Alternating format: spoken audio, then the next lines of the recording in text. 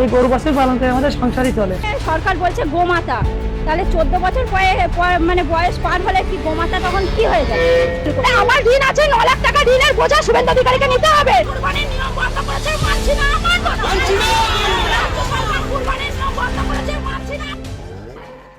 পশ্চিমবঙ্গে ক্ষমতায় এখন বিজেপি, কিন্তু ক্ষমতার প্রথম পরীক্ষায় তারা পড়েছে এক অদ্ভুত ফাঁদে। এমন একটা ফাঁদ যা তারা নিজেরাই পেতেছিলেন। গরুকে কেন্দ্র করে মুসলিমদের টার্গেট করতে গিয়ে এখন কান্নায় ভেঙে পড়ছেন হিন্দু খামারিরা। 5 লাখ টাকা ঋণ নিয়ে গরু পালন করা এক কৃষক বলছেন, নিজেকে শেষ করে দিব যদি কোনো প্রতিকার না হয়। প্রিয় দর্শক, দেশ সমাচারের আজকের প্রতিবেদনে আমরা বিশ্লেষণ করব পশ্চিমবঙ্গের গো আইনের উল্টো বুমেরাং কিভাবে একটা পুরো অর্থনীতিকে টালমাটাল করে দিচ্ছে। আপনাদের সাথে আছি আমি শাহাদাত হোসেন। তো চলুন শুরু করা যাক। 2026 সালের পশ্চিমবঙ্গ বিধানসভা নির্বাচনে প্রথমবারের মতো ক্ষমতায় এসেছে বিজেপি। 14 বছরের তৃণমূল শাসনের অবসান ঘটিয়ে মুখ্যমন্ত্রীর আসনে বসেছেন শুভেন্দু অধিকারী। কেন্দ্র ও রাজ্যে একই দলের তথাকথিত ডাবল ইঞ্জিন সরকার। কিন্তু ক্ষমতায় আসতে না আসতেই শুরু হয়েছে বিতর্কের। নতুন সরকার এক বিবৃতিতে জানিয়েছে, অনুমতি ছাড়া রাজ্যে কোনো গরু বা মহিষ করা যাবে না, এবং যদি করতেই হয় সেই পশুর বয়স হতে হবে কমপক্ষে 14 বছর। এটুকুই শুনলে হয়তো মনে হবে সাধারণ একটি প্রশাসনিক সিদ্ধান্ত, কিন্তু এর পেছনে রাজনীতি এবং এর অর্থনৈতিক পরিণতি, সেটাই আজকের আলোচনার মূল কেন্দ্রবিন্দুতে। কারণ এই আইন বাস্তবায়নে মাঠে নেমেছেন বিজেপির নবনির্বাচিত বিধায়করা। এমএলএ রেখাপাত্র গাওয়াতি পশুবাহী গাড়ি থামিয়ে দাবি করেছেন গরুর জন্ম সনদ বা বার্থ সার্টিফিকেট। হ্যাঁ, আপনি ঠিকই শুনেছেন, গরুর বার্থ সার্টিফিকেট।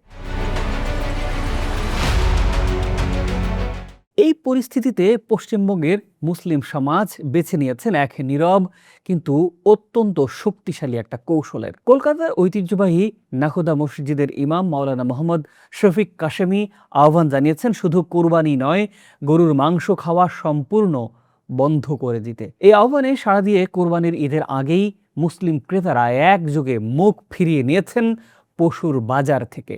কলকাতার রেস্তোরাঁগুলো থেকে গরুর মাংস এখন উধাও হয়ে গেছে, বাজারে ক্রেতা নেই। এটি একটি অহিংস অর্থনৈতিক প্রতিবাদ, যার প্রভাব গিয়ে পড়েছে একেবারে অপ্রত্যাশিত জায়গায়। প্রিয় দর্শক, এবার আসি খুবই একটা গুরুত্বপূর্ণ প্রশ্নে। এই রাজনৈতিক সিদ্ধান্তের শিকার হলেন আসলে কারা? মুসলিম?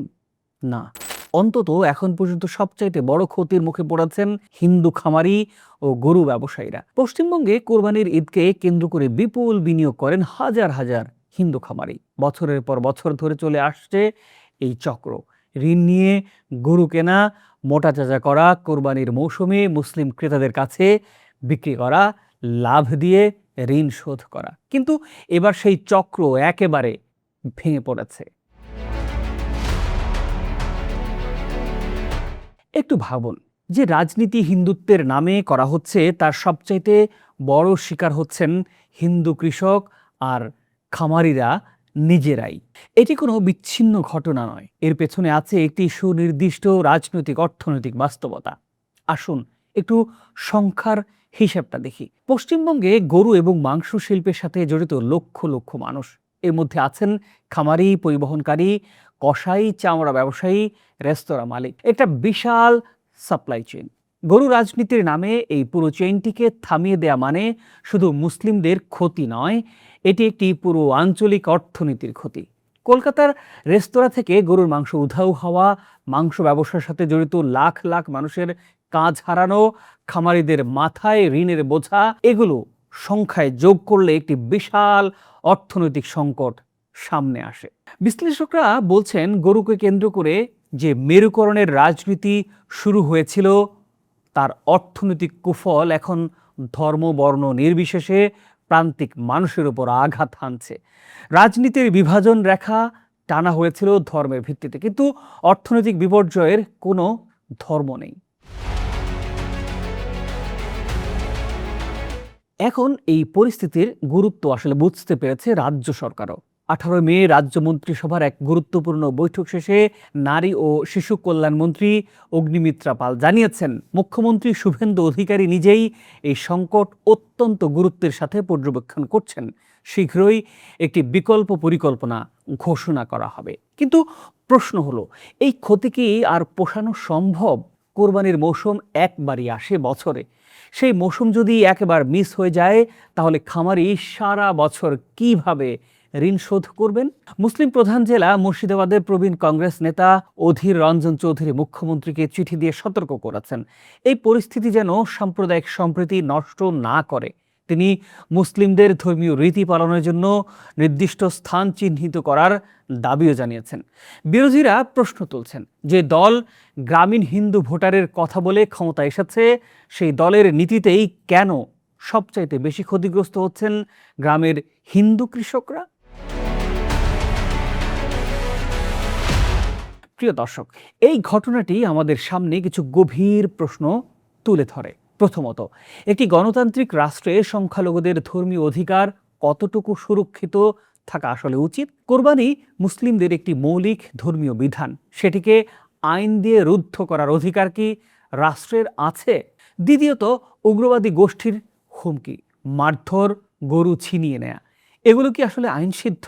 বিজেপি সরকার কি এই গোষ্ঠীগুলোকে পরোক্ষভাবে মদত দিচ্ছে? তৃতীয়ত, যে হিন্দু ভোটারকে সামনে রেখে হিন্দুত্বের রাজনীতি করা হয়, সেই হিন্দু কৃষকের জীবন জীবিকা যখন ধ্বংস হয়, তখন এই রাজনীতির আসল উদ্দেশ্য আসলে কি? একজন হিন্দু ব্যবসায়ীর কথাই উত্তর মিলে যায়। পুলিশ ধরবি বলে ভয় করছে, কেউ কিনছে না। এবার চাষিরও অসুবিধা হয়ে যাচ্ছে, চাষিদেরও সমস্যা, শুধু ব্যবসায়ী সবারই অসুবিধা। আমি তো হিন্দু লোক, আমি তো দাস, আমি ব্যবসা করি খাই, তাও তো অসুবিধা হয়েছে, কি করবো? সকল মানুষের সবারই অসুবিধা হয়েছে। উচিত, অবশ্য উচিত, সবারই সুবিধা দরকার। এই মানুষটি নিজেকে দাস বলছেন। এটি শুধু হতাশার কথাই নয়, এটি একটি রাজনৈতিক ব্যর্থতার স্বীকারোক্তি। পশ্চিমবঙ্গে গরু রাজনীতির এই পরিণতি আসলে ভারতীয় রাজনীতির একটি বড় মাঠ। বিভাজনের রাজনীতি ভোট এনে দেয়, কিন্তু শাসন করতে গেলে বিভাজন কাজ করে না, কারণ অর্থনীতি সাম্প্রদায়িক সীমানা মানে না। মুসলিম ক্রেতারা যখন বাজার ছাড়েন, হিন্দু খামারিরাও ক্ষতিগ্রস্ত হন। হিন্দু মুসলিম সম্পর্ক মানে শুধু মন্দির মসজিদই নয়, এটি একটি পারস্পরিক নির্ভরশীল অর্থনৈতিক সম্পর্ক। আর সেই সম্পর্ককে যখন রাজনৈতিক স্বার্থে বিষাক্ত করা হয়, তার খেসারত দিতে হয় সবাইকেই, হিন্দু মুসলিম উভয়কেই।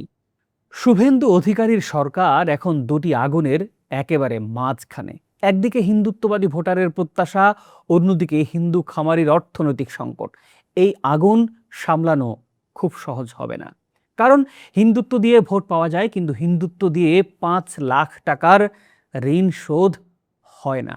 প্রিয় দর্শক, আপনার কাছে প্রশ্ন রেখে যাই, পশ্চিমবঙ্গের এই যে পরিস্থিতি তৈরি হয়েছে, বাংলাদেশের জন্য কোনো পাঠ এটি কি আসলে বহন করে? নিশ্চয়ই কমেন্ট করে জানাবেন আপনার মতামত। প্রতিবেদনটি ভালো লাগলে লাইক ও শেয়ার করতে পারেন। আন্তরিক অনুরোধ, চ্যানেলটি সাবস্ক্রাইব করে আমাদের পাশেই থাকুন।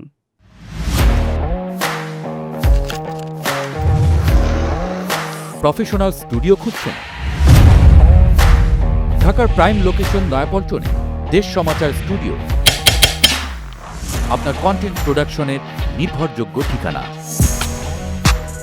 এখানে পাবেন 4K ক্যামেরায় মাল্টি অ্যাঙ্গেল রেকর্ডিং, আছে গ্রিন ও ব্ল্যাক স্ক্রিন সেটআপ, উন্নত মানের মাইক্রোফোন ও sound proof voice over booth. আপনার পছন্দ মতো স্টুডিও ডিজাইন করার সুযোগও থাকছে। Hazrat Shahjalal news content, talk show, interview বা পডকাস্ট, যা কিছুই করেন এখানে পাবেন প্রফেশনাল সেটআপ আর ফুল এডিটিং সাপোর্ট। আপনার চাহিদা অনুযায়ী বুক করতে পারেন আজই। কল কিংবা হোয়াটসঅ্যাপ করুন এই নাম্বারে 01720210657। ভিজিট করুন আমাদের ওয়েবসাইট ও ফেসবুক পেজ।